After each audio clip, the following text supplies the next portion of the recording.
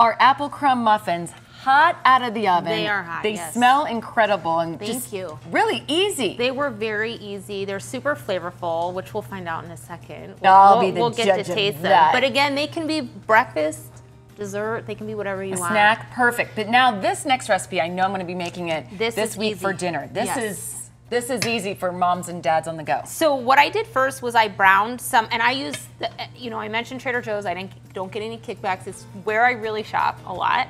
So I like to use the Trader Joe's mild Italian chicken sausage. Oh, okay. And so you just take it, it's so flavorful and just a little less fat than using beef or pork sausage. But more flavor than turkey. Oh, so much more. Like okay. if I gave this to you, you wouldn't know that it was chicken. So you just want to brown that really well, and it does come in the casing, so you have to take it out of the casings first.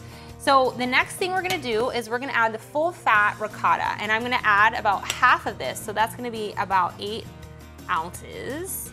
And same reason, I use the full fat because it has more flavor, and the lower in fat you go, the less, it's not going to be as rich, it's just not going to be as flavorful. Gotcha. And then you're going to pour in half of that marinara. Now, I typically don't use jarred marinara at home. I make my own, which is super simple, sauteing. Garlic with some onion, and then just do what kind of tomatoes? San Marzano tomatoes, put them in, chop them up, salt, pepper, and that's it. But if you don't have time to do this, this is a really good substitute. So it's just any your favorite marinara. All right, you like Trader Joe's tomato basil marinara? Yes, I do. And then you're gonna add just about half of that. A little bit more. We just need enough. We just need enough liquid for the gnocchi to cook in here. So now I'm going to add. This is a pound of gnocchi, and again, you get this at Trader Joe's in the dried pasta section. It's not in the refrigerated section, because some fresh gnocchis you can get in the refrigerated section, but this is not it.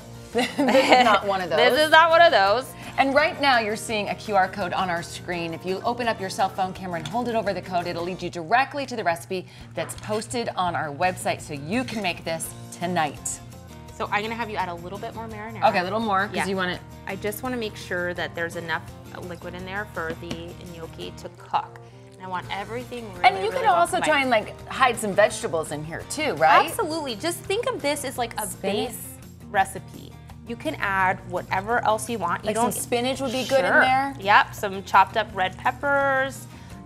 Mushrooms you could put in here. Yeah. If your family are mushroom lovers, which mine not, unfortunately. Okay, so now that I have that all really well combined, and you can actually add, if you like the taste of fennel, you can add some more fennel seed in here, because that chicken sausage does have fennel in it. But if you want to boost the fennel flavor a little bit more, you can add some more fennel seed. Would that be dried, like a dry seasoning? Yeah, the fennel, yes. Okay.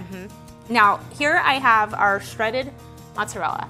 And you know I always shred your cheese on your own, because when it comes in the package, there's a lot of things to keep it preserved, and the flavor isn't as bold. Right, and it doesn't melt as well. Yes. So this is that fresh mozzarella, the ball of mozzarella that I got at Trader Joe's, but you can get it at any grocery store. I kind of feel like... Do you like to have a little cot in Trader Joe's, like in the back room, you just sleep there?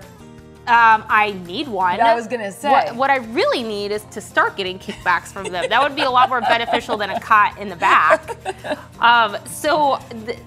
This is the fresh one. So you don't want to use, they do have the already grated at Trader Joe's. Don't use that. It's just not gonna melt as well. And one of the great things about this is how melty and cheesy. And the cheese, yes. So it is. Little salt and pepper. Do I need to pop this in the oven at what temp? It's at 400. Okay, because everything's already cooked. Everything, well, the gnocchi. We got to get the gnocchi cooked in there, and then the cheese is going to get all nice and bubbly and a little bit golden brown on there. And then when we bring it out, I've chopped up some parsley, and you just garnish it with a little bit of parsley. Little green. To give it some color. How long at 400? Max, I'd say 30 minutes. You just want the gnocchi to be tender. Everything else in there will be hot and bubbly, but you just want the gnocchi to be tender. I love you just do it in one pan too. So one pan. One pan really dish. Easy. When we come back, Brussels sprout time. Brussels sprout salad. Looking forward to that, just not looking forward to smelling it. All right, and if you want to cook with Maggie and learn how to be a whiz in the kitchen, you can take a class at Whisked Cooking School.